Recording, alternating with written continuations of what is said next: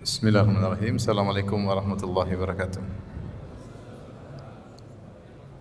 Alhamdulillahi al-ihsani wa syukru lahu ala taufiqihi wa amtinani. Asyhadu an la ilaha illallah wahdahu la syarika lahu ta'ziman li sya'ni wa asyhadu anna Muhammadan abduhu wa rasuluhu da'ila ridwani. Allahumma salli alaihi wa ala alihi wa ashabihi wa ikhwani. Hadirin dan hadirat yang dirahmati oleh Allah Subhanahu wa taala. Pada kesempatan kali ini kita akan membahas tentang keajaiban-keajaiban dalam surat Yusuf yang Allah kisahkan kisah surat Yusuf alaihissalam, kisah Nabi Yusuf alaihissalam dalam satu surat yang full isinya tentang kisah Nabi Yusuf alaihissalam. Adapun terkait dengan keajaiban-keajaiban tersebut, maka yang pertama kita bahas adalah keajaiban-keajaiban terkait surat itu sendiri. Kemudian yang kedua kita akan bahas tentang keajaiban-keajaiban yang terdapat dalam kisah Nabi Yusuf alaihissalam. Adapun terkait dengan surat Yusuf itu sendiri, bahwasanya ada keajaiban-keajaiban di antaranya yang dijelaskan oleh para ulama bahwasanya surat Yusuf Allah turunkan kepada Nabi sallallahu alaihi wasallam ketika di fase Mekah. Ketika Rasulullah SAW masih di Mekah. Tujuannya di antaranya adalah untuk tasliyah, untuk hiburan kepada Nabi sallallahu alaihi wasallam. Karena Nabi sallallahu alaihi wasallam ketika di Mekah dimusuhi oleh keluarganya sendiri, oleh orang-orang Quraisy, bahkan dimusuhi oleh kerabat terdekatnya seperti pamannya Abu Lahab ya. Dan secara umum dimusuhi oleh sukunya sendiri, suku Quraisy. Maka tentu hal ini sangat menyedihkan Nabi sallallahu alaihi wasallam. Dan Allah berkata dalam Al-Qur'an, ya, wala tahzan alaihim, jangan kau bersedih atas mereka. Itu ketika orang-orang Quraisy tidak mendapat hidayah dan memusuhi Nabi sallallahu alaihi wasallam, maka Nabi bersedih. Maka Allah kisahkan kepada Nabi Muhammad sallallahu alaihi wasallam tentang surat Yusuf. Yang di mana dalam kisah surat Yusuf, Nabi Yusuf dimusuhi oleh kakak-kakaknya sendiri. Dimusuhi oleh kakaknya sendiri, bahkan dijauhkan dari ayahnya, bahkan dijual jadi budak. Maka ini hiburan bagi Nabi Muhammad SAW, bahwasanya bukan beliau saja yang dimusuhi oleh kerabatnya. Telah lalu di antara para anbiya, di antara para nabi, ada nabi yang dimusuhi oleh kakak-kakaknya sendiri, ya, yaitu Nabi Yusuf alaihissalam. Di antara yang menakjubkan dari surat Nabi Yusuf, surat ini turun di fase Mekah, ya. Dan kita tahu Nabi SAW di Mekah tidak berinteraksi dengan Yahudi, tidak berinteraksi dengan Yahudi, karena Yahudi baru ada di Madinah. Rasulullah SAW baru berinteraksi dengan mereka ketika Rasulullah SAW tinggal di kota Madinah. Namun meskipun demikian, Rasulullah SAW tidak pernah berinteraksi dengan orang Yahudi. وَمَا كُنْتَ تَتْلُو مِنْ قَبْلِهِ مِنْ كِتَابٍ وَلَا تَخُطُّهُ بِيَمِينِكَ إِذًا لَارْتَابَ الْمُبْطِلُونَ. Dan Rasulullah SAW juga tidak pernah bisa baca dan tidak pernah bisa tulis. Allah mengatakan engkau tidak pernah bisa baca dan engkau tidak pernah bisa tulis. Seandainya kau bisa baca dan tulis, tentu ahlul batil akan ragu, ya. Nabi SAW, sumber informasi yang masuk kepada dia tentang kisah Nabi-Nabi Bani Israil tidak ada. Beliau tidak bisa baca, tidak bisa tulis, tidak pernah membaca Taurat maupun Injil, dan beliau tidak pernah berinteraksi dengan orang-orang Yahudi. Namun ternyata bagaimana bisa beliau mengkisahkan kisah Nabi Yusuf dengan begitu detail, sampai ada hal-hal yang disebutkan dalam Al-Quran yang tidak terdapat dalam Bible, ya, tidak terdapat dalam Perjanjian Lama. Ini membuktikan bahwasanya Nabi Yusuf alaihissalam adalah seorang nabi. Karena yang memberi informasi kepada Nabi tentang kisah Yusuf alaihissalam adalah Allah Subhanahu wa taala, yang mengetahui apa yang telah lalu dan apa yang akan datang. Dari sinilah saya pernah dengar klip seorang Yahudi yang mengherankan akan hal ini. Dia mengatakan kita harus mengakui Muhammad ini dapat informasi dari Tuhan. Kok bisa demikian? Karena bagaimana dia berada di Mekah, tidak bisa baca, tidak bisa tulis, tidak pernah membaca Taurat dan Injil, dan tidak pernah berinteraksi dengan orang Yahudi. Kemudian dia bisa berinformasi kepada kita tentang kisah Nabi Yusuf dengan informasi yang sangat lengkap. Bahkan ada sebagian informasi yang tidak ada dalam Bible, ya. Ini menunjukkan Muhammad SAW adalah utusan Allah Subhanahu wa taala. Kalau tidak, dari mana dia tahu kisah Nabi Yusuf? Sementara Nabi Muhammad SAW gaulnya sama orang-orang Quraisy yang tidak tahu cerita tentang ahlul kitab. Ini di antara keajaiban surat Yusuf yang membuktikan akan kenabian Rasulullah sallallahu alaihi wasallam. Kemudian di antara keajaiban surat ini, sebagaimana disebutkan oleh sebagian salaf, siapa yang baca surat ini maka akan berkurang kesedihannya atau akan hilang kesedihannya. Padahal kisah Nabi Yusuf alaihissalam kalau orang baca bisa bikin menangis ya. Kisah tentang dia terpisah dari ayahnya, bagaimana Nabi Yakub alaihissalam sampai begitu sedih sampai kemudian matanya buta, di mana Nabi Yakub berkata, innama ashku bathi wa huzni ila Allah. Sungguhnya aku hanyalah mengadukan kesedihanku dan deritaku hanya kepada Allah Subhanahu wa taala. Bahkan dalam riwayat disebutkan Umar ketika membaca surat Yusuf beliau berhenti pada ayat ini dan beliau menangis. Ya. Tetapi meskipun kisah Nabi Yusuf ini ada tangisan di dalamnya dan betapa banyak orang menangis kalau baca surat ini. Namun siapa yang bacanya akan mengurangi kesedihannya. Akan mengurangi apa? Kesedihannya. Membaca surat Yusuf adalah pelipur lara. Secara umum Al-Qur'an adalah pelipur lara, mengurangi kesedihan, ya. Sebagaimana dalam doa yang panjang yang Rasulullah SAW menyebutkan Allahumma inni abduk ibnu amatik dan seterusnya ya. Sampai kemudian Nabi mengatakan antajal Qur'ana rabi'a qalbi wa nura sadri wa jala huzni wa dhahaba ghammi.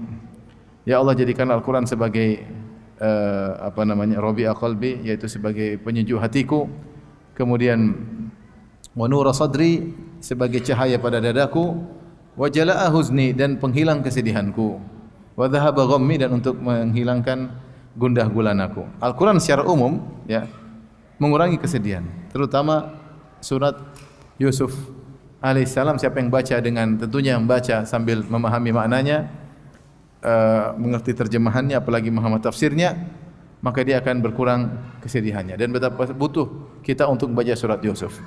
Karena dalam kehidupan ini ujian selalu datang silih berganti, yang sering terkadang membuat kita bersedih. Di antara pelipur lara yang terbaik adalah seorang membaca kisah Nabi Yusuf dalam surat Yusuf, maka akan mengurangi kesedihannya. Di antara keajaiban surat Yusuf itu sendiri, surat ini meskipun seorang sudah memahami alur ceritanya dari awal sampai akhir, bahkan sudah hafal suratnya, namun tidak pernah bosan untuk membacanya. Dan itu di antara keajaiban Al-Quran secara umum. Tetapi surat Yusuf adalah surat yang suka untuk dibaca oleh para penghafal Quran. Tanyakan kepada para penghafal Quran, di antara surat yang mereka suka baca surat apa? Yusuf. Dan tidak membosankan. Padahal sudah tahu ceritanya, ceritanya awal sampai akhir. Kalau kita ambil novel, kita baca sekali sudah paham, dua kali sudah paham, tiga kali kita buang. Kita enggak mau baca lagi. Kenapa? Karena sudah selesai. Tapi surat Yusuf alaihissalam kalau kita baca berulang-ulang, meskipun sudah hafal, meskipun sudah tahu ceritanya, tidak akan pernah bosan untuk membacanya. Ini di antara keajaiban Al-Quran secara umum dan terkhususkan surat Yusuf alaihissalam.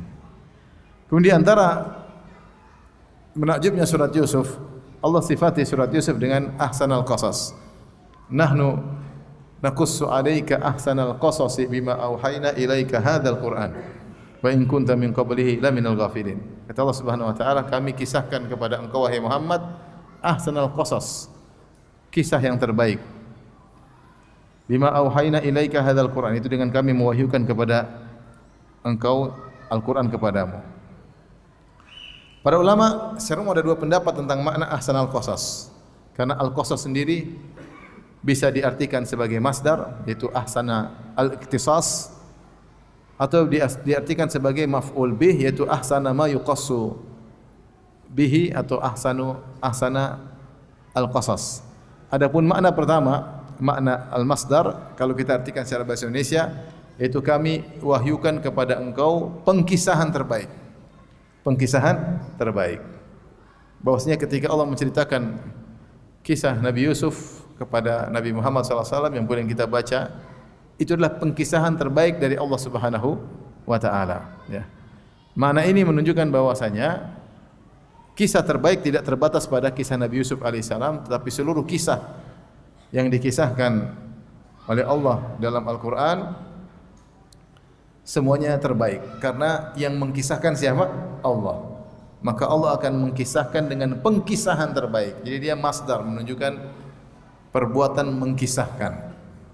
Ini pendapat pertama, dan ini dalilnya juga ada. Yang pertama Allah mengatakan, nahnu naqussu 'alaika ahsanal qasasi bima auhayna ilaika hadzal Qur'an. Kami kisahkan kepada engkau pengkisahan terbaik dengan Al-Qur'an yang kami wahyukan kepadamu. Artinya seluruh kisah dalam Al-Qur'an adalah kisah-kisah terbaik, tidak terbatas pada kisah Nabi Yusuf alaihissalam. Kemudian di akhir surat Yusuf Allah berfirman tentang wa ma arsalna min qablika illa rijalan nuhi ilaihim min ahlil qura afalam yasiru fil ardi. Allah sebutkan bahwasanya tentang Allah mengutus nabi-nabi sebelum Nabi Muhammad SAW, bukan cuma Nabi Yusuf saja, tapi banyak nabi yang Allah sudah utus. Kemudian di akhir surat Allah katakan laqad kana fi qasasihim ibratan li ulil albab. Sungguh pada kisah mereka, maksudnya kisah para nabi. Kisah para nabi ada pelajaran bagi orang-orang yang cerdas. Maka haditha yuftara, bukanlah kisah fiktif tetapi kisah yang nyata. Ini menguatkan pendapat pertama bahwasanya yang dimaksud dengan ahsanul qasas maksudnya pengkisahan yang terbaik, dan seluruh kisah dalam Al-Quran semuanya terbaik.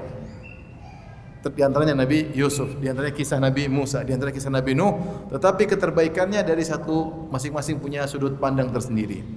Ditinjau dari kisah tertentu maka Nabi Yusuf terbaik, ditinjau dari kisah tertentu kisah Nabi Nuh yang terbaik.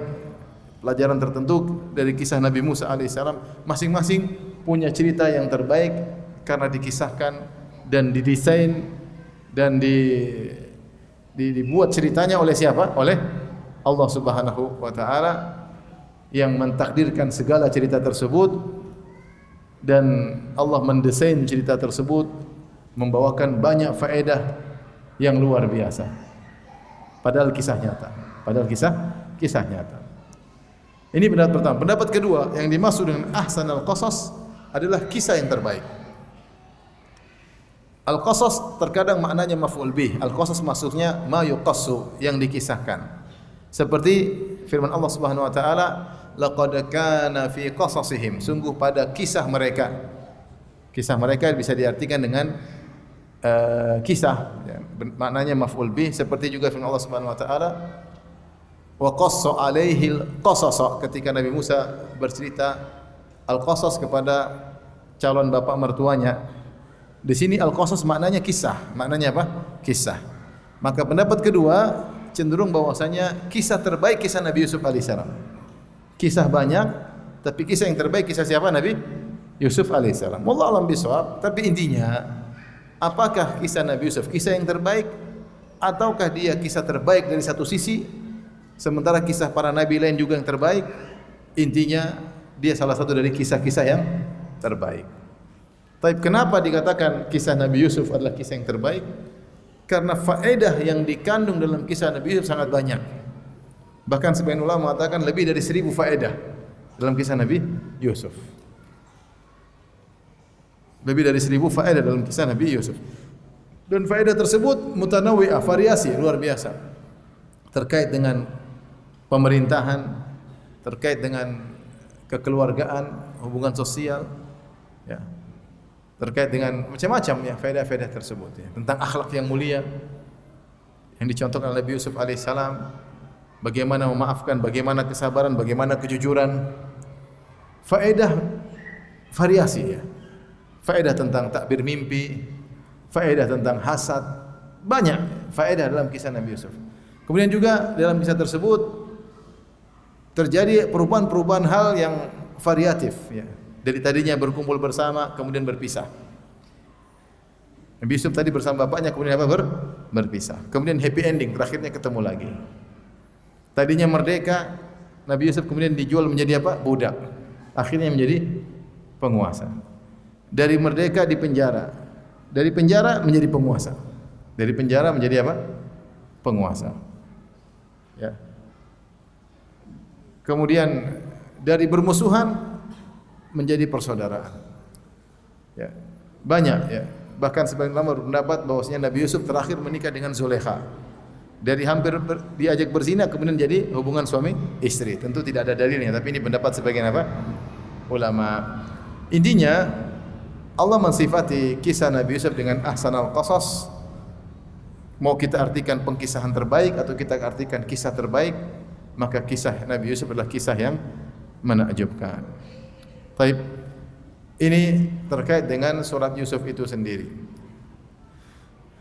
Berikutnya kita akan bahas tentang contoh-contoh keajaiban-keajaiban yang ada dalam kisah Nabi Yusuf alaihissalam.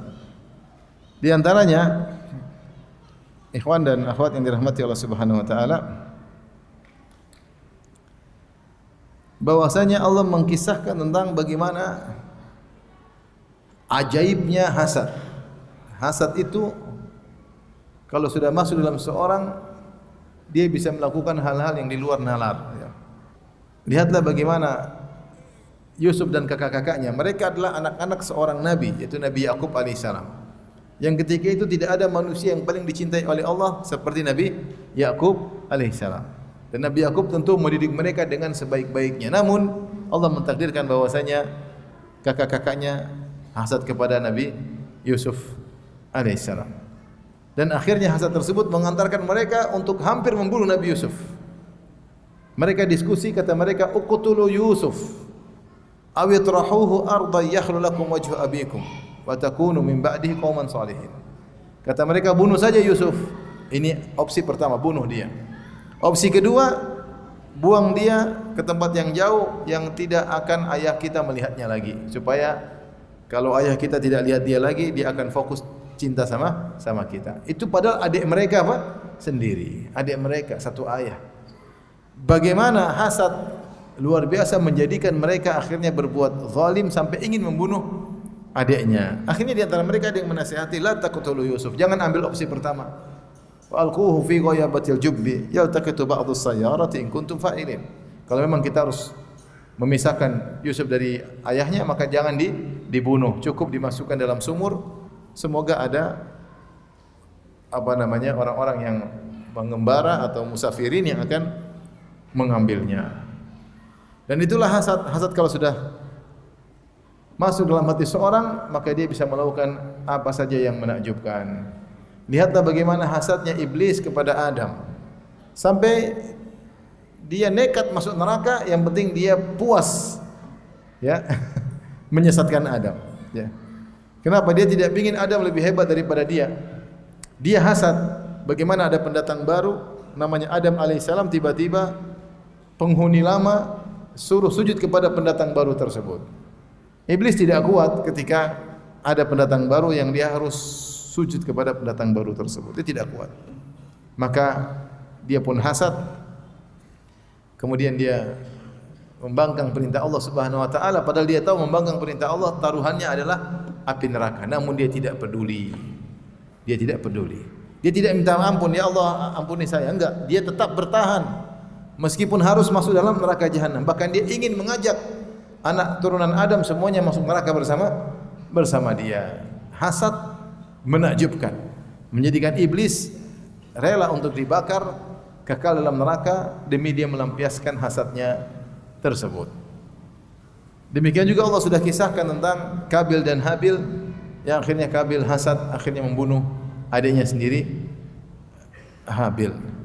Dari sini saya pernah ditanya oleh seorang tentang seorang wanita atau laki yang disihir oleh saudara kandungnya, sehingga dia tidak bisa, dia tersantet. Maka saya tanya sama penanya, siapa yang santet dia? Saudaranya, Ustaz. Tahu? Iya, saudaranya, saudara kandungnya. Bahkan saudara kandungnya lulusan pesantren.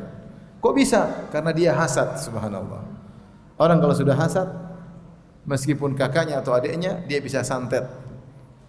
Padahal dia tahu santet adalah apa? Syirik.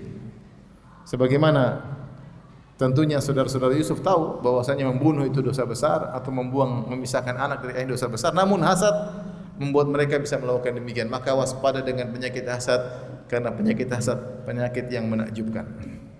Yang menakjubkan. Sudah hasad sudah repot. Maka seorang berlindung dari hasad dan berlindung dari hasadnya orang. Min syarri hasidin idza hasad. Baik.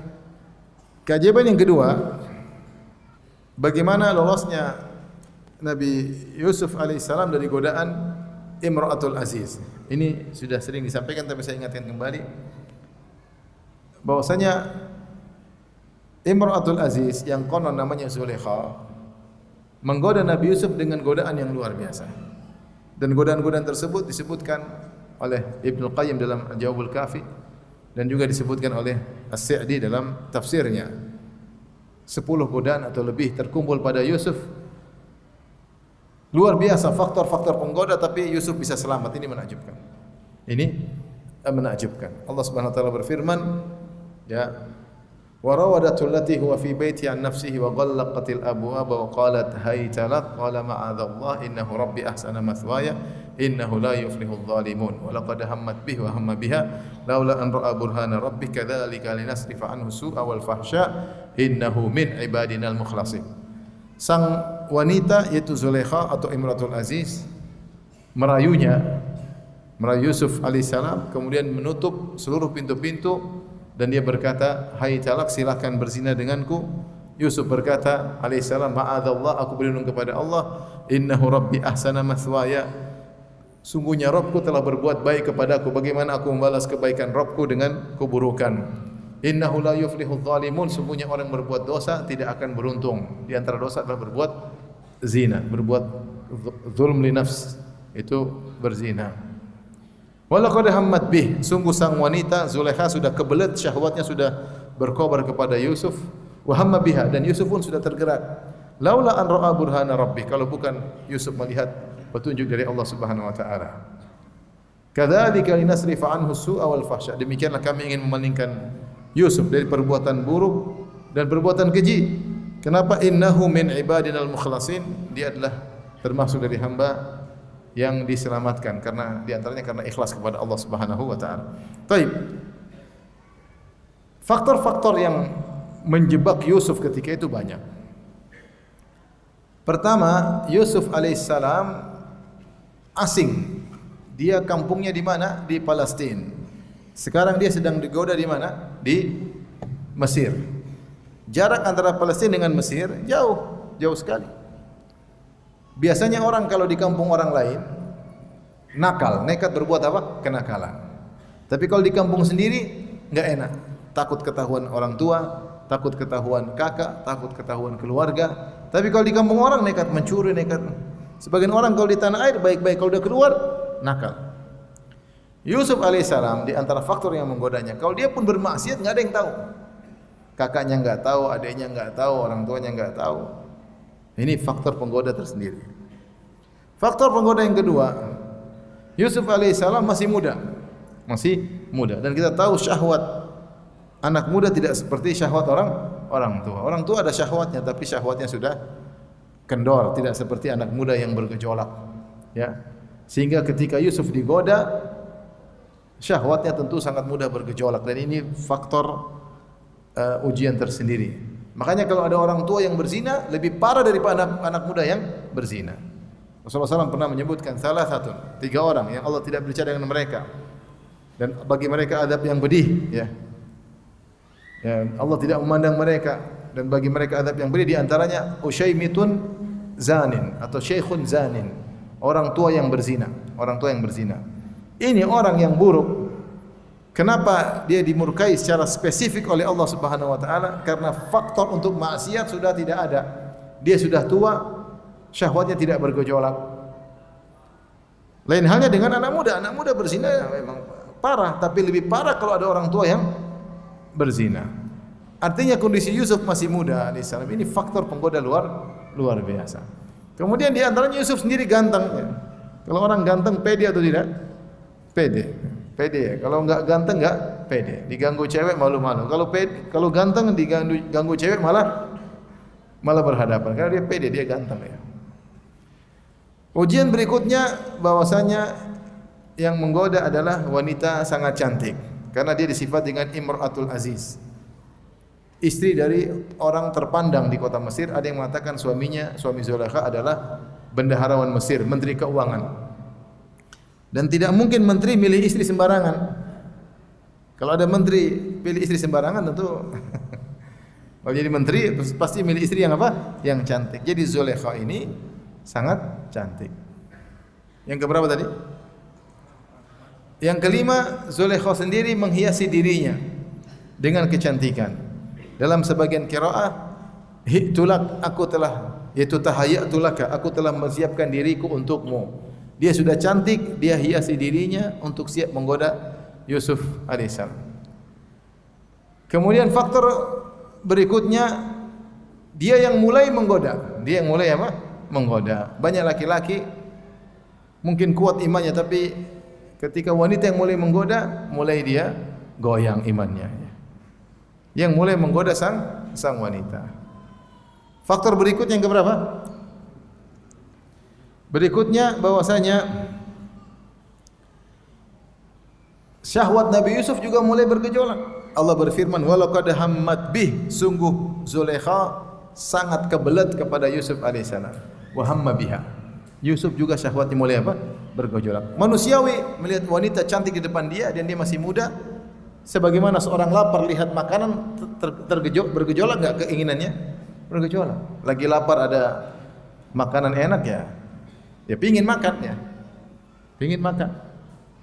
Lagi muda, lagi saatnya bergejolak. Tiba-tiba ada wanita di depan ingin menyerahkan diri. Cantiknya luar biasa. Cantik di atas kecantikan.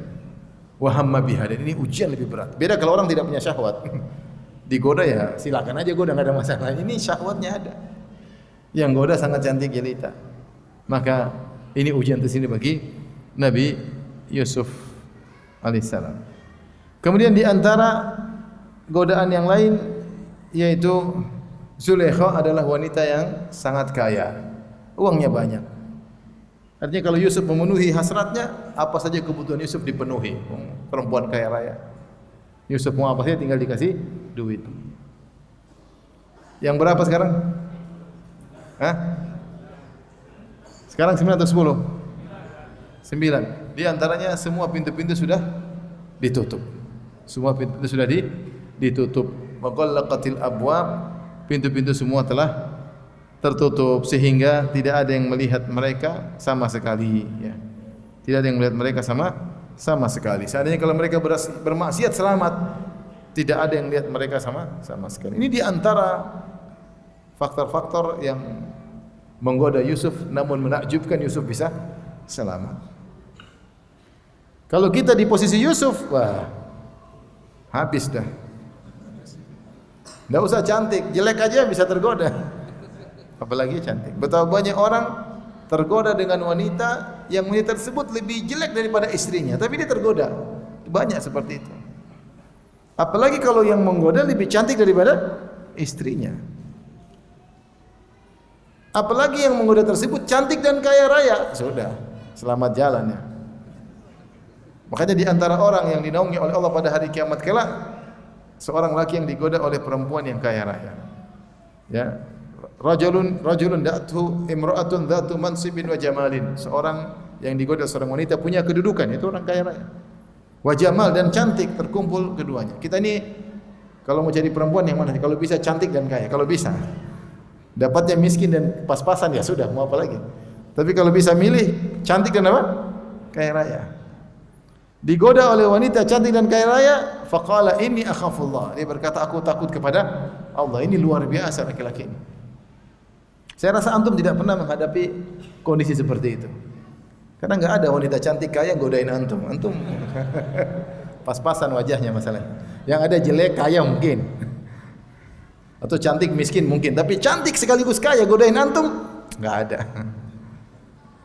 Tampang begini. Mungkin ada, mungkin, tapi kelihatannya sulit. Nah, kalau kita renungkan ini, renungkan Nabi Yusuf ini, saya renungkan ini luar biasa ya.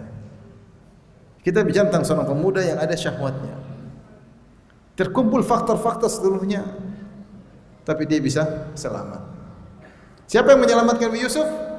Allah Subhanahu wa taala. Menakjubkan tapi terjadi. Kita kalau dengar cerita zaman sekarang, si fulan terfitnah, gara-gara perkara sepele-sepele aja.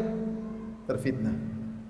Gara-gara baca WA akhwat, hihihihi, hehehe, sudah terfitnah. Itu baru tulisannya.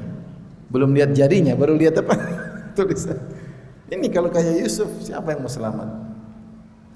Oleh karena ini menakjubkan tapi terjadi. Taib, kita lanjutkan. Ini menakjubkan yang berapa tadi? Yang kedua, enggak. Kisah menakjubkan yang kedua. Pertama keajaiban hasad, yang kedua keajaiban apa?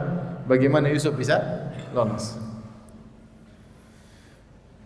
Yang ketiga, keajaiban bagaimana Yusuf dipenjara gara-gara tidak mau berzina. Ini ajaib. Ajaib dalam sejarah. Kalau kita baca sejarah atau kita dengar cerita sejarah, biasanya yang dipenjara yang berzina, dipenjara, ditangkap. Ganggu istri orang, ditangkap. Ya, selingkuh, ditangkap. Ini tidak mau berzina malah di penjara. Tapi terjadi. Itulah kisah Nabi Yusuf alaihissalam. Nabi Yusuf alaihissalam bukan cuma digoda oleh Zulaikha, bahkan digoda oleh seluruh wanita Mesir. Ketika dia lolos dari godaan Zulaikha, maka jadilah kejadian tersebut menjadi buah bibir di kalangan wanita-wanita Mesir. Kata Allah Subhanahu wa taala, "Wa qala niswatun fil madinati imra'atul azizi turawidu fataha an nafsihi qad shaghafaha hubba inna lanaraha fi dhalalin mubin." Kata Allah Subhanahu wa taala, wanita-wanita di kota Mesir membicarakan, kata mereka, sungguhnya Imratul Aziz Zulaikha itu sudah kesemsem kepada pembantunya. Mereka mencela. Inna lanaraha fi dhalalin mubin. Menurut kami dia itu sangat sesat. Siapa Zulaikha?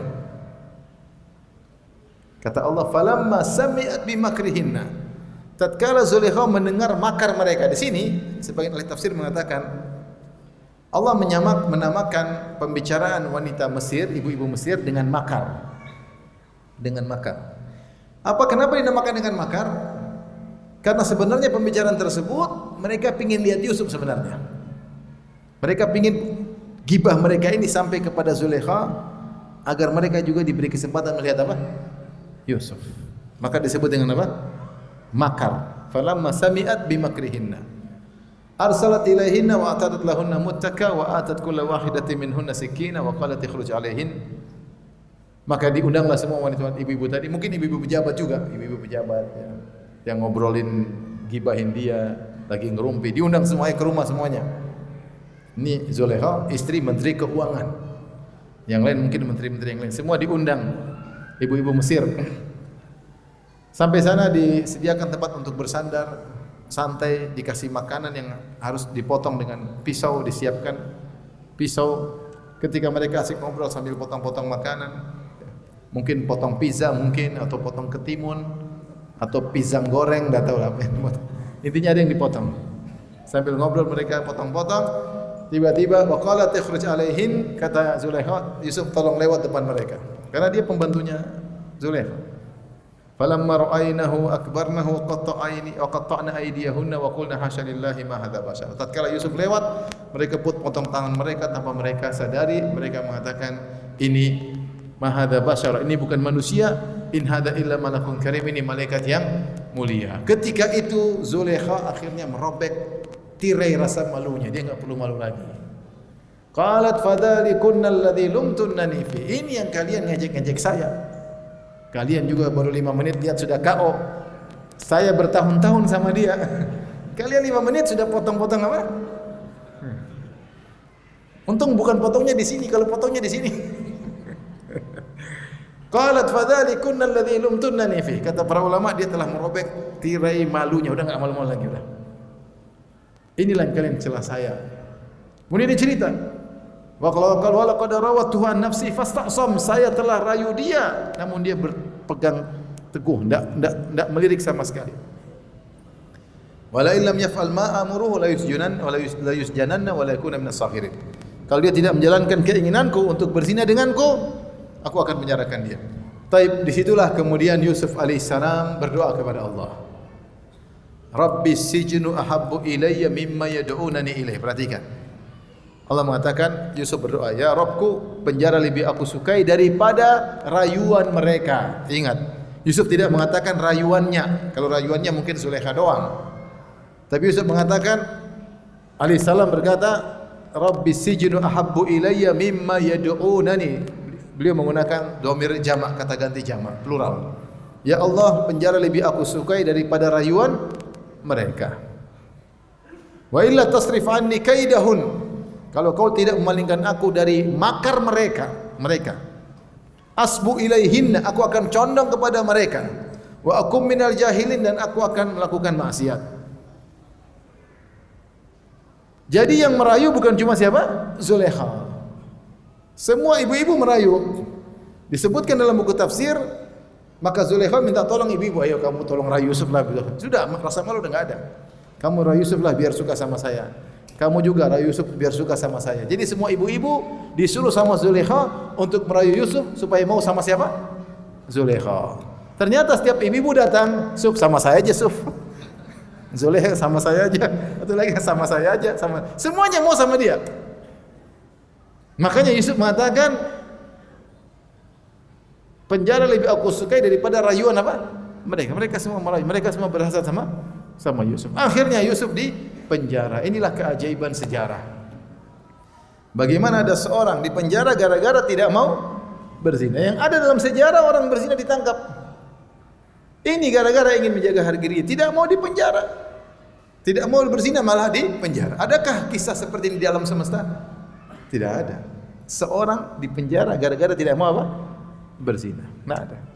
Cuma yang dialami oleh siapa? Nabi Yusuf alaihissalam. Di antara keajaiban berikutnya, Yusuf alaihissalam masuk dalam penjara. Penjara suatu tempat yang tidak menyenangkan.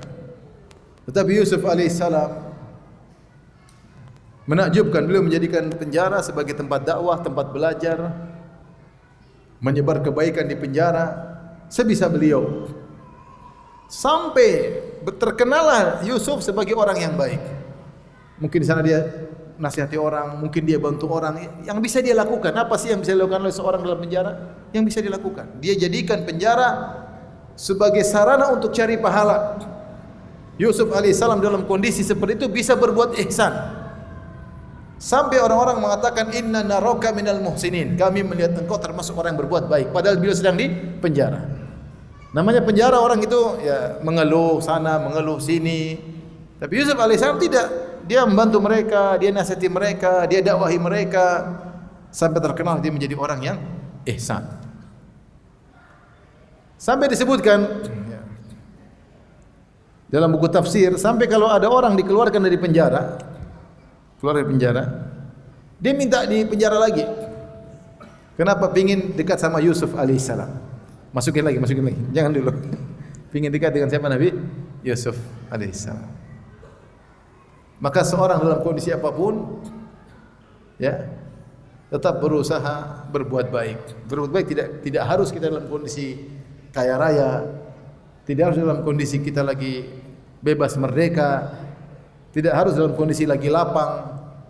Selama ada saran untuk berbuat baik, lakukanlah kebaikan. Lihat Yusuf alaihissalam di penjara, tempat yang tidak menyenangkan, tapi dia bisa berbuat apa?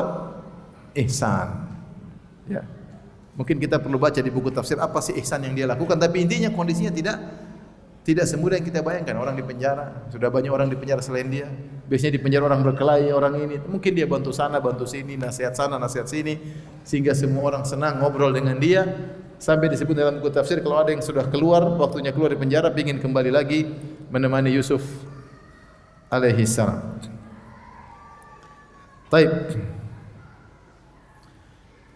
Di antara keajaiban dalam kisah Nabi Yusuf, ini poin luar biasa ya.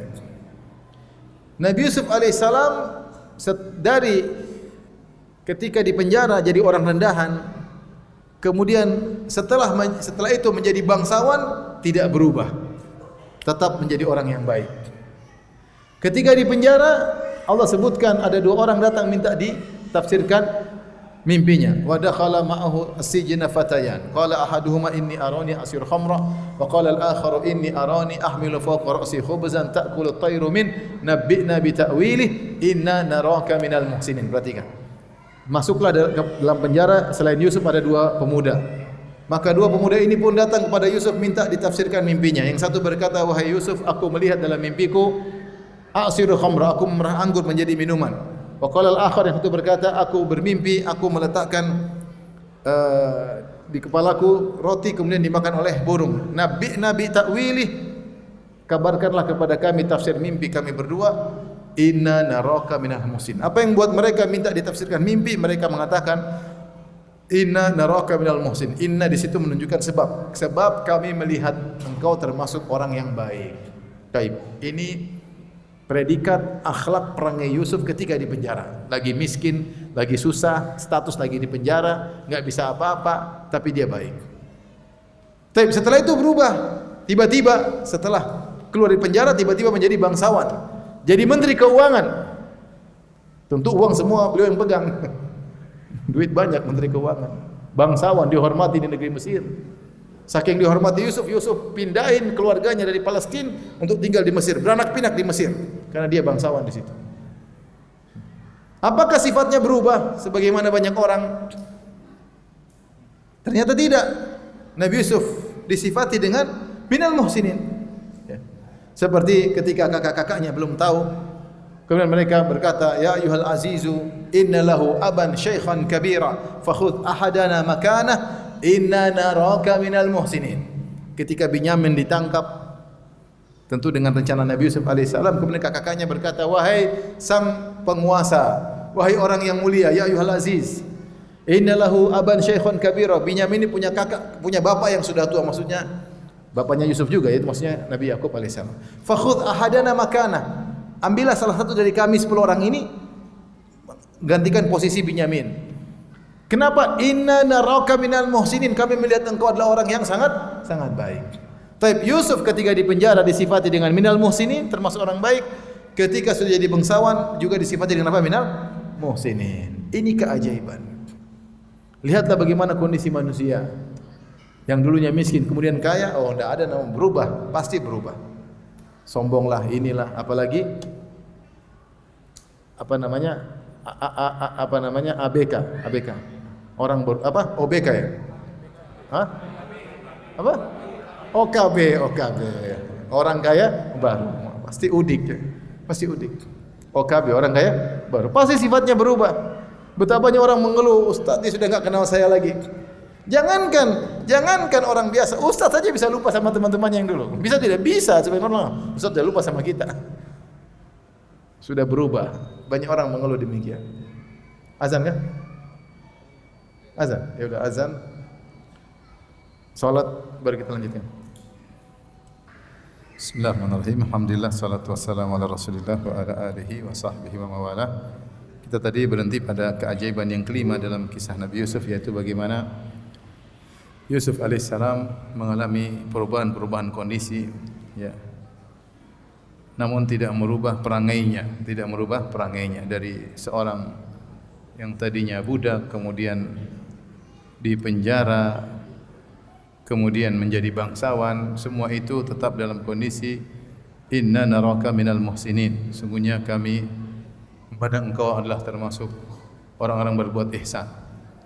Oleh karenanya ini juga ditekankan oleh Nabi Yusuf ketika Nabi Yusuf bongkar kartu kepada kakak-kakaknya. Ya. Ketika Nabi Yusuf membongkar kartunya, "Saya Yusuf." Maka kakak-kakaknya berkata, "A innaka la anta Yusuf?" Apakah engkau Yusuf? Yusuf sebutkan, dia buka mahkotanya, maka nampaklah bahwa itu benar-benar Yusuf. Maka Yusuf berkata, "Ana Yusufu wa hadha akhi qad manna Allahu alaina." Aku adalah Yusuf dan ini saudaraku Binyamin. Karena Yusuf dan Binyamin satu ibu satu bapak. Adapun 10 kakak-kakaknya yang lain satu bapak lain ibu. Satu bapak lain ibu. Ana Yusufu wa hadha akhi, aku dan Binyamin, ini saudaraku Binyamin. Qad manna Allahu alaina, Allah telah beri karunia kepada kami. Kemudian Yusuf berkata, "Innahu may yattaqi wa yasbir fa innallaha la yudhi'u ajral muhsinin. Sungguh siapa yang bertakwa dan bersabar, Allah tidak menyia-nyiakan ganjaran bagi orang yang berbuat ihsan. Artinya Yusuf alaihissalam dalam setiap kondisinya selalu berbuat ihsan, selalu bertakwa kepada Allah, selalu bersabar. Ketika dia dipisahkan dari kakaknya, dari ayahnya, ketika dia dibuka bajunya, ketika dimasukkan dalam sumur, dia tetap ihsan. Dia tahu bahwasanya Allah melihat apa yang terjadi pada dirinya. Dia tetap bertakwa kepada Allah, tetap bersabar. Ketika dia dijual dengan harga yang murah, kemudian uangnya diambil oleh kakak-kakaknya, dia tetap bersabar dan tetap berbuat ihsan. Ketika dia jadi pembantu, dia tetap menjadi pembantu yang baik. Ketika dia dalam kondisi apapun, dia selalu dalam kondisi apa? Ihsan. Oleh karenanya perubahan-perubahan yang dialami oleh Nabi Yusuf alaihissalam tidak merubah perangai dan akhlaknya. Inna naraka minal muhsin, kami memandang kau termasuk orang yang baik. Ini pelajaran bagi kita, karena kebanyakan manusia kalau sudah mengalami perubahan, maka akan ada perubahan perangainya. Dari miskin jadi kaya, kaget tadi orang kaya baru pasti berubah model gaya hidupnya, pamer sana pamer sini ya. Saya ketemu dengan seorang udah lama kaya. Bukan baru kaya, udah lama kaya. Duitnya mungkin entah banyak sekali ya. Penampilannya biasa-biasa saja. Saya tanya, "Pak, tidak ini keren-keren?" Udah lewat semua, Ustaz, udah lewat. Itu dulu waktu orang kaya baru. Pingin nunjukkan, sekarang udah lewat semua. Tidak perlu lagi untuk membuat orang mengakui kita kaya, udah kaya. Tapi kalau baru kaya memang terkadang ini menunjukkan bahwasanya kita apa? Kaya, manusiawi. Perangai berubah. Ya. Punya mobil satu beda dengan sudah punya mobil 5, berubah perangainya. Ketika jadi orang bawahan sekarang jadi direktur, perangai berubah. Perangai berubah. Tapi Yusuf alaihissalam menakjubkan, berbagai kondisi dia alami dan dia tidak berubah perangainya, dia tetap minal muhsinin. Ini satu hal yang menakjubkan, contoh dari Nabi Yusuf alaihissalam. Dan yang terakhir, keajaiban yang terakhir tentang sifat pemaaf Nabi Yusuf alaihissalam.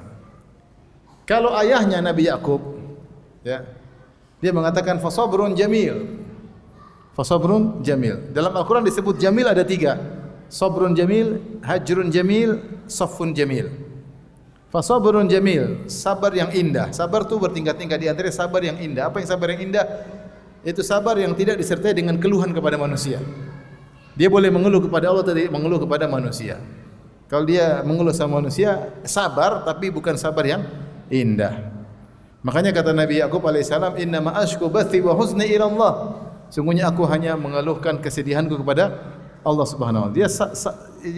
Dia mungkin menderita, tapi dia tahan, dia sabar. Dia tidak pernah mengeluh kepada manusia. Itu namanya sabrun jamil. Ada yang disebut dengan hajrun jamil. Wahjurhum hajran jamila, tinggalkan mereka dengan cara yang baik. Itu ditinggal. Tidak perlu ribut, tidak perlu, tinggalkan dengan cara yang baik. Ada namanya fasfahis safhal jamil. Maafkanlah dengan maaf yang indah, yaitu pemaafan yang tidak disertai dengan cacian dan makian. Kita maafkan, ada orang maaf, ente memang brengsek, kurang ajar tapi saya maafin. Ada yang begitu. Ada yang mukul dulu baru saya maafin. Tapi kalau safhal jamil, dia maafkan, dia tidak maki-maki. Itu yang dilakukan Nabi Yusuf alaihissalam. Perhatikan Nabi Yusuf alaihissalam. Beliau ketika maafkan kakaknya, dia berkata, "La tasriba alaikumul yaum." Ketika hal alimtum ma fa'altum bi Yusuf wa akhihi id antum jahilun? Apakah kalian masih ingat apa yang kalian lakukan terhadap adik kalian Yusuf ketika kalian masih jahil? Mereka heran, kok orang ini tahu, menteri keuangan ini kok tahu? A innaka la anta Yusuf, kamu Yusuf ya? Iya, saya Yusuf. Kemudian mereka mengatakan, "Inna in kunna khati'in." Wahai Yusuf, maafkan kami, sungguhnya kami bersalah. Kakak-kakaknya ngaku. Apa kata Yusuf alaihissalam? "La tathriba alaikumul yauma yaghfirullahu lakum." Tidak ada celaan bagi kalian sejak hari ini, enggak ada celaan. Aku tidak akan mencelakan. Semoga Allah ampuni dosa-dosamu. Dan Yusuf komitmen, dia kalau maafkan dia tidak mencela sama sekali. Baik. Yang bermasalah dengan Yusuf ada 3 orang. Pertama kakak-kakaknya yang bermasalah, yang menzalimi Yusuf maksudnya. Yang kemudian masukkan sumur, dijual, dipisahkan dari orang tuanya, dijual jadi budak kakak-kakaknya. Yang bermasalah yang kedua siapa? Zulekha. Zulekha bikin masalah tidak? Bikin masalah. Nuduh Yusuf berzina dengan dia. Ketika ketahuan suaminya, dia mengatakan, ya, apa yang kau lakukan dengan orang yang ingin berbuat buruk kepada istrimu? Illa yusjana wa adzabun alim. Kalau tidak dipenjara, disiksa dengan siksa yang pedih. Dia balikan fakta. Dia tuduh Yusuf tidak. Bahkan dia menyebabkan Yusuf di penjara. Penjara lama bertahun-tahun. Ini orang kedua. Orang ketiga yang ada salah dengan Yusuf adalah orang yang di penjara. Kedua orang yang tadi minta ditafsirkan mimpinya oleh Nabi Yusuf alaihissalam. Salah satunya bermimpi dia memerah anggur untuk menjadi minuman bagi sang raja. Maka Nabi Yusuf menafsirkan, amma ahadukuma fayaski rabbahu khamra. Adapun salah seorang dari kedua kalian akan menjadi pelayan raja, dia akan menuangkan minuman bagi raja. Wa ammal akhar, adapun satunya yang mimpi mikul naruh kue di atas roti dimakan oleh burung, fayuslab fata'kulu at-tayru min ra'si. Dia akan disalib, dibunuh, kemudian datang burung-burung akan mematoki kepalanya. Qudiyal amru alladhi fihi tastafsiyan, dan telah terputuskan apa yang kalian tanyakan tentang mimpi kalian berdua. Kemudian Yusuf berkata kepada yang akan menjadi pelayan raja, wa qala lil ladzi dhanna annahu najim minhum adhkurni 'inda rabbik. Maka Yusuf pun berkata kepada orang yang menurut dia akan selamat, nanti kau jadi pelayan raja, jangan lupa sebut-sebut aku. Tujuan Yusuf alaihissalam, Yusuf berikhtiar, semoga kalau kau sebutkan tentang aku akan dilepaskan dari apa? Penjara. Cerita tentang aku. Cuma pesan itu aja. Kata Allah, fa ansahu syaitanu dzikra rabbih. Syaitan buat orang ini lupa untuk cerita tentang apa? Yusuf. Falabitha fis sijni bid'a sinin. Akhirnya Yusuf bertambah lagi di penjara, ada yang mengatakan 7 tahun lagi. Seandainya orang ini cerita langsung, Yusuf mungkin besok dikeluarin. Tapi gara-gara dia sudah kesenangan jadi pelayan raja, jadi orang dekat raja, lupa cerita tentang Yusuf yang berjasa kepada dia, yang pernah menafsirkan mimpinya. Akhirnya Yusuf di penjara tambah 7 tahun lagi. 7 tahun lama atau sebentar? Lama. Setahun aja lama. Taib. Ini 3 orang yang punya masalah. Bagaimana sikap Yusuf kepada mereka bertiga ketika Yusuf mampu untuk ngomeli mereka? Ternyata Yusuf tidak ngomel sama sekali. Yang pertama kepada pelayan ini. Akhirnya setelah itu raja bermimpi. Ini ara sab'a baqaratin simanin ya'kuluhunna sab'un ijaf wa sab'a sumbulatin khudrin wa ukhra yabisat ya ayyuhal malu aftuni fi ru'yaya in kuntum lirru'ya ta'burun. Raja mimpi aneh. Kok ada 7 sapi kurus makan 7 sapi gemuk, dan ada 7 bulir yang hijau, ada yang kering. Wahai pembesar-pembesarku, kalian jago-jago nafsir mimpi, tafsirkanlah mimpiku kalau kalian memang mampu menafsirkan mimpi. Semua anggota kerajaan tidak mampu. Qalu adghasu ahlam wa manahnu bita'wil ahlami bi'alimin. Mimpimu itu carut marut ya raja. Adghas itu kumpulan rumput-rumput yang dibawa oleh orang yang kasih makan kambing atau onta, rumput macam-macam. Ada ini, ada anu, namanya adghas. Harusnya mimpi itu ada alurnya. Tapi mimpi Anda raja ini enggak ada alurnya. Kami enggak bisa nafsirkan mimpi model begini karena tanpa alur. Adghasu ahlam. Dan kami tidak bisa nafsirkan mimpi seperti ini. Tiba-tiba ketika itu baru pelayan ingat. Wa qala alladhi naja minhuma waddakara ba'da ummah. Maka orang yang selamat tadi di antara 2 orang penjara pemuda tadi, setelah sekian lama baru dia ingat. Setelah berapa tahun? 7 tahun. Waddakara ba'da ummatin ana unabbi'ukum bi ta'wilihi farsin. Aku akan tafsirkan mimpi kalian, utuslah aku kepada Yusuf. Maka dia datang kepada Yusuf setelah 7 tahun. Dia berkata, Yusufu ayyuhas siddiqu aftina. Wahai Yusuf, berilah jawaban kepada mimpi raja kami. Tentang mimpi yang melihat 7 ekor sapi gemuk dimakan 7 ekor sapi kurus. Dan ada 7 bulir yang kering, 7 bulir yang hijau. La'alli arji'u ilan nasi la'allahum ya'lamun. Semoga aku bisa kembali kepada orang-orang, aku kabarkan tentang hakikat mimpi tersebut. Yusuf tidak mengatakan, ente dari mana aja? Lagi perlu baru datang ya? Ente memang maslahat doang baru datang. Sama sekali dia tidak cela. Sama sekali tidak ada. Sama sekali. Dia tidak bilang, keluarin aku dulu baru aku apa? Jawab. Yusuf enggak ada gitu-gitu. Dia langsung jawab.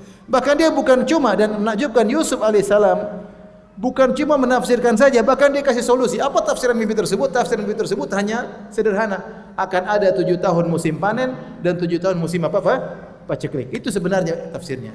Tapi ternyata Nabi Yusuf bukan cuma tafsir, bahkan dia kasih solusi. Qala tazra'una sab'a sinin da'aban fama hasadtum fadharuhu fi sumbulihi illa qalilan mimma ta'kulun thumma ya'ti min ba'di dhalika sab'un shidadun ya'kulna ma qaddamtum lahunna illa qalilan mimma tuhsinun thumma ya'ti min ba'di dhalika 'amun fihi yughathu an-nas wa fihi ya'sirun. Yusuf mengatakan caranya menghadapi 7 musim panas, 7 musim dingin, 7 musim kemarau, tanam sebanyak-banyaknya, setelah itu panen sebanyak-banyaknya, makan sedikit saja, sisakan yang banyak tersebut.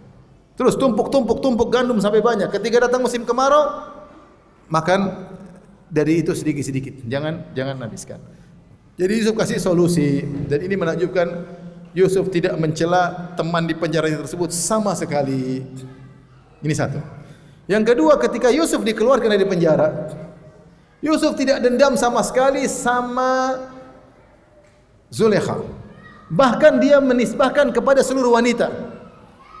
Tatkala datang utusan raja, kata Yusuf, irji ila rabbik, wahai utusan raja, kembalilah kepada rajamu. Fas'alhu ma balun niswatil lati qatta'na aydiyahunna. Tanyakanlah kepada para wanita tentang kabar mereka, kenapa mereka potong-potong tangan mereka.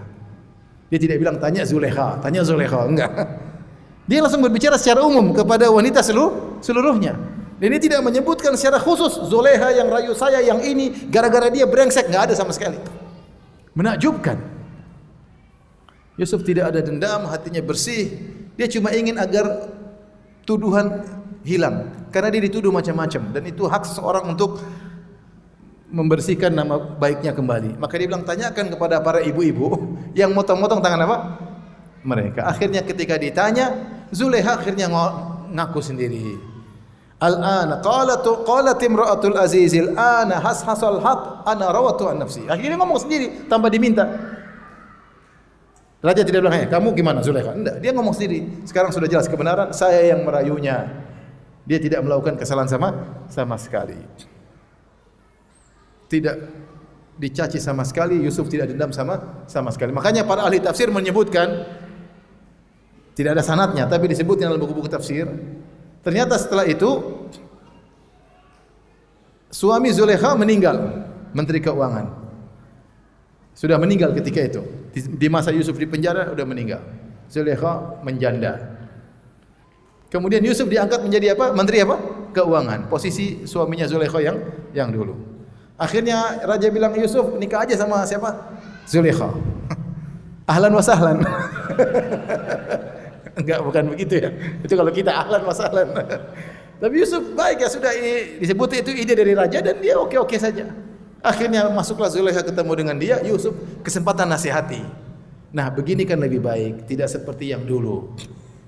Ini kan begini cara yang syar'i. Kalau itu enggak syar'i. Apa kata Zulekha? Kenapa kau mencela aku? Kau tahu aku wanita yang cantik sementara suamiku lemah syahwat. Sementara kau sangat tampan. Ini disebut oleh para ahli tafsir. Akhirnya Yusuf menikah dengan Zulekha. Tapi kalau bicara sanad, tidak ada sanadnya. Wallahu a'lam. Ya. Kita tidak mendustakan dan kita juga tidak membenarkan. Cuma sekedar cerita saja. Ya. Tapi intinya Yusuf alaihissalam tidak mencela Zulekha sama sekali. Itu yang menakjubkan. Tidak mencela sama sekali. Tidak menyebut-nyebut Zulekha sama sekali. Dia bilang dia nisbahkan kepada para wanita seluruhnya. Baik, ini yang kedua. Yang ketiga menakjubkan tentang Safhul Jamil. Pemaafan yang luar biasa tanpa mencela sama sekali. Bagaimana sikap Yusuf kepada kakak-kakaknya. Baik, kakak-kakaknya sekarang sudah tahu mereka salah. Yusuf katakan alaihissalam, datangkan bapak, ibuku, tante-tante, bibi semua bawa ke Mesir. Mau dijamu sama Yusuf. Akhirnya ketika ketemu bapaknya, Yusuf berkata, saatnya dia menceritakan nikmat yang Allah berikan kepadanya. Ya abati, hadza ta'wilu ru'yaya min qablu qad ja'alah rabbi haqqan. Ya wahai ayahanda, inilah mimpiku, Allah telah jadikan kenyataan. Ingat wahai ayah, waktu aku masih kecil, aku mengatakan kepadamu, inni ra'aitu ahada asyara kawkaba wa syamsa wal qamara ra'aituhum li sajidin. Aku melihat 11 bintang, rembulan dan matahari sujud kepadaku.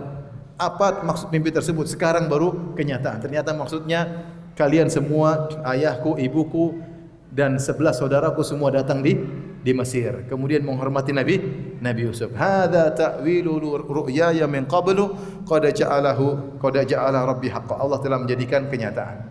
Kemudian Nabi Yusuf bercerita tentang kenikmatan. Wa qad ahsana bi, sungguh Allah telah berbuat baik kepadaku. Yusuf berkata, "Id akhrajani minas sijn." Di antara kebaikan Allah kepadaku, Allah keluarkan aku dari penjara. Yusuf tidak cerita tentang dia ditangkap oleh kakak-kakaknya, dibuka bajunya, dimasukkan dalam apa? Sumur, dijual jadi budak. Itu semua di-skip oleh Nabi Yusuf. Kenapa perlu di-skip? Karena ayahnya tidak tahu itu. Ayahnya tidak tahu. Makanya ketika ayah tidak tahu kalau ternyata anaknya Yusuf digituin oleh kakak-kakaknya, ayahnya tidak tahu. Dan Yusuf sudah komitmen tidak akan mencela kakak-kakaknya. Tapi kalau dia cerita, tahukah ayah anda dulu ini mereka buang saya, kan mereka jual saya jadi budak, mungkin Nabi Yakub marah mungkin. Tapi karena dia sudah komitmen tidak mencela kakak-kakaknya, maka dia skip cerita tersebut, dia langsung mulai dari kisah penjara. Idz akhrajani minas sijn. Allah keluarkan aku dari penjara, nikmat dari Allah. Nikmat kedua, wa jaa bikum minal badwi, dan Allah mendatangkan kalian dari kampung.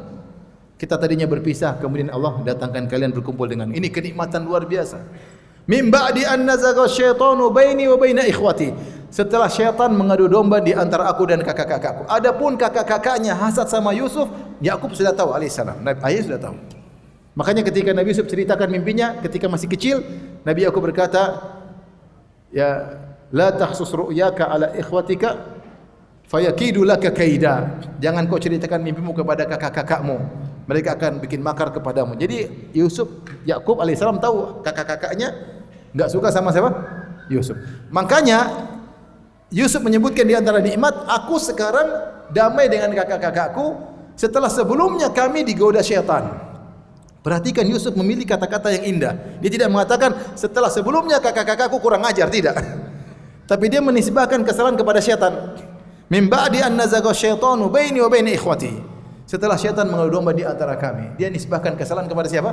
Syaitan, bukan kepada kakak-kakaknya. Karena dia sudah komitmen tidak akan mencela apa? Kakak-kakaknya. Maka Yusuf bagaimana dia pilih-pilih kata ketika bercerita kepada ayahnya. Inna rabbi latiful lima yasha. Sungguhnya Allah Maha lembut kepada siapa yang Allah kehendaki. Maksudnya lembut apa? Allah giring kebaikan dengan cara Allah tanpa disadari. Subhanallah. Yusuf ingin dijadikan penguasa, Allah giring dengan cara yang halus. Dijual, dibudak, jadi penjara, dituduh berzina sampai akhirnya jadi apa? Penguasa.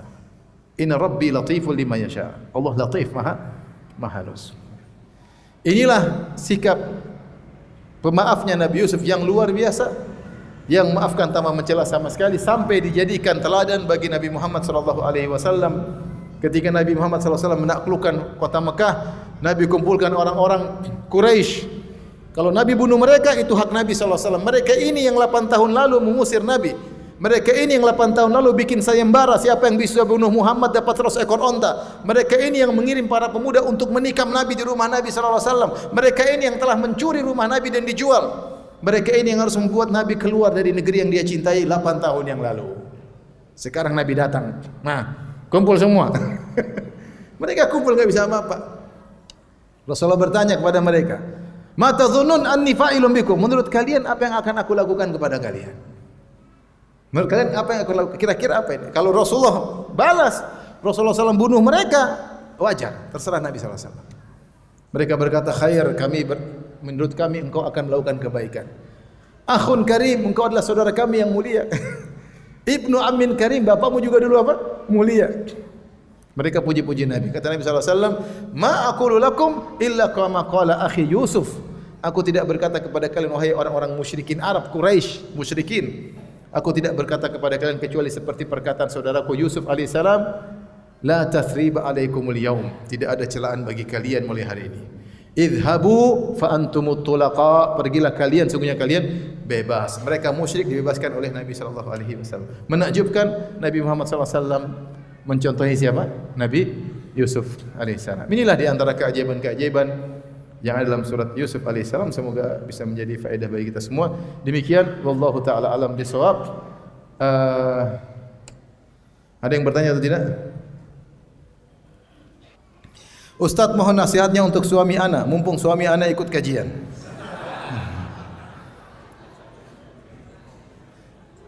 Suami selalu mendahulukan pendapat orang tua dan keluarganya dalam mengambil keputusan.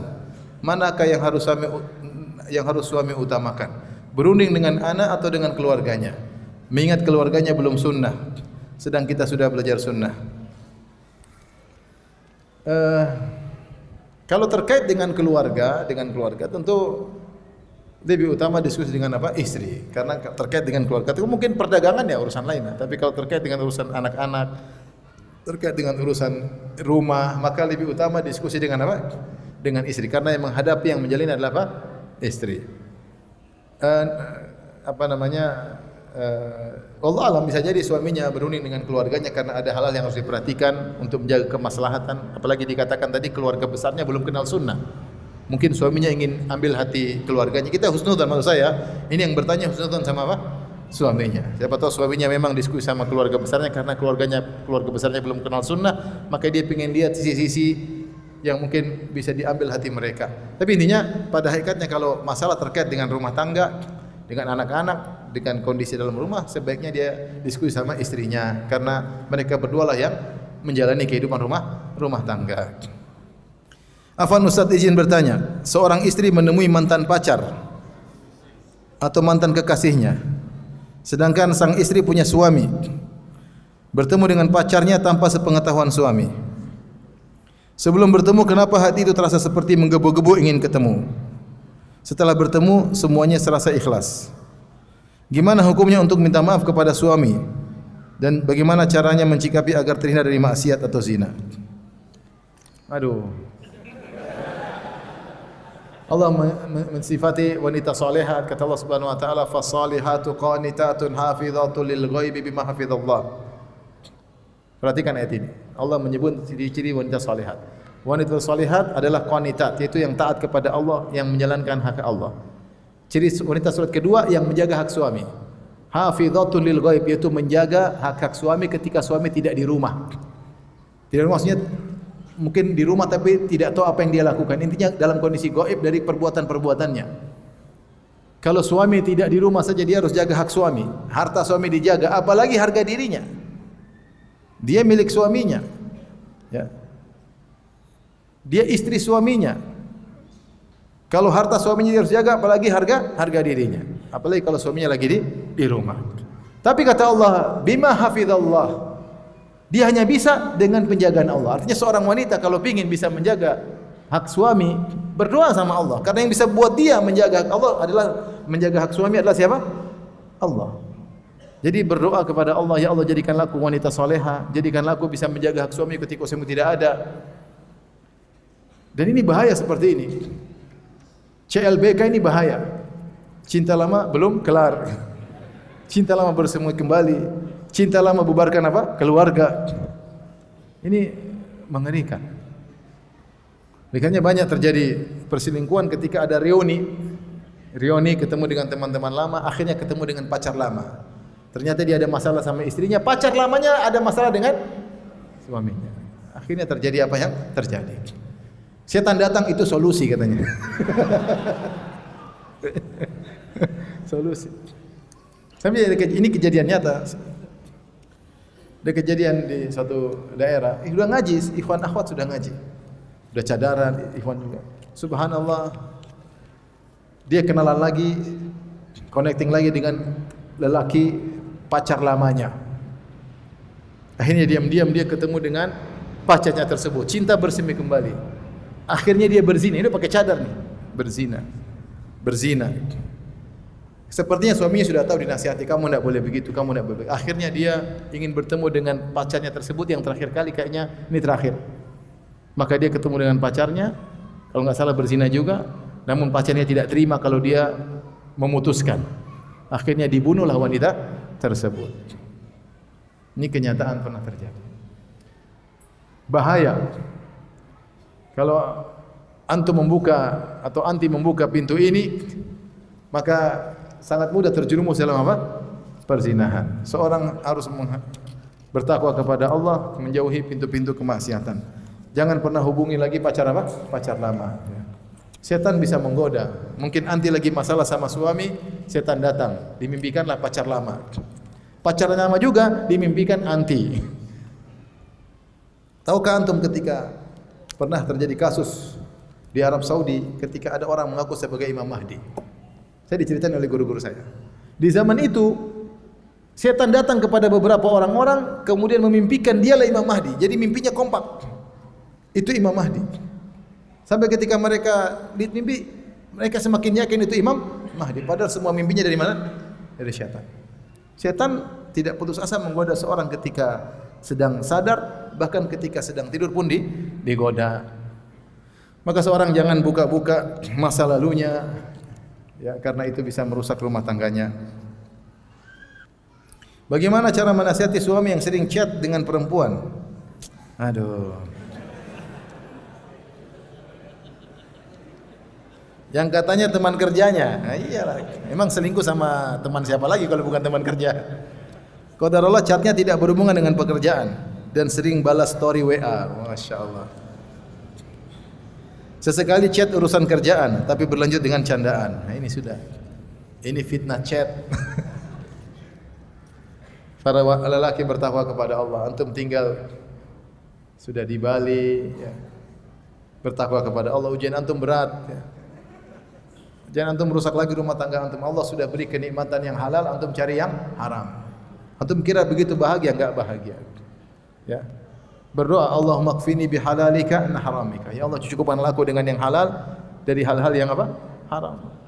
Chat-chat dengan teman kerja enggak benar seperti itu. Ketawa ketiwi. Harusnya sama istri yang seperti itu. Tapi syaitan selalu menggoda. Kalau sama istri orang semangat. Sama istri sendiri kurang semangat. Ustaz mohon nasihatnya kiat-kiat agar dapat menghindari fitnah wanita dan dapat menundukkan pandangan. Ya tinggal begini aja. Jangan ngeklik. Sebenarnya menundukkan pandangan itu mudah, cuma dia pertarungan di awal aja. Di awal aja cuma begini kan mudah. Susah atau mudah? Mudah. Pertarungan pertama kita mudah mengalahkan setan. Tapi kalau kita mulai biarin, mulai ngeklik, mulai lihat, kita pasti kalah. Sudah selesai. Jadi pertarungan cuma pada awal, kamu mau tunduk atau enggak? Ya. Dan di antara yang bikin hati rusak adalah mengumbar pandangan. Saya ada ceramah baru-baru tentang pelembut hati. Di antara yang melembutkan hati seorang menundukkan pandangan. Di antara yang melembutkan hati seorang kurang interaksi dengan lawan jenis. Allah berfirman dalam Al-Quran, "Qulil mu'minina yaghuddu min absarihim wa yahfadhu furujahum, dzalika azka lahum." Katakanlah kepada lelaki agar menundukkan pandangan mereka dan menjaga kemaluan mereka. Itu lebih suci bagi mereka. Hati mereka lebih apa? Suci, lebih lembut, lebih mudah terenyuh, lebih mudah menangis kalau baca Al-Quran, lebih semangat salat malam kalau mereka tundukkan pandangan.